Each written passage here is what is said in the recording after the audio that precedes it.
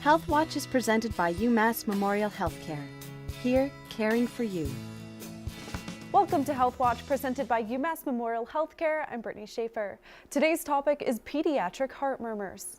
All a heart murmur is an extra sound that blood makes as it flows through the heart. These are very common things, especially in kids. And sometimes they can be indicative of an underlying heart problem, but more commonly, especially in the pediatric population, it's not a problem at all. Heart murmurs are much more common when kids are sick with something else, and it's oftentimes in those cases that an innocent murmur in particular might come about that you didn't hear before.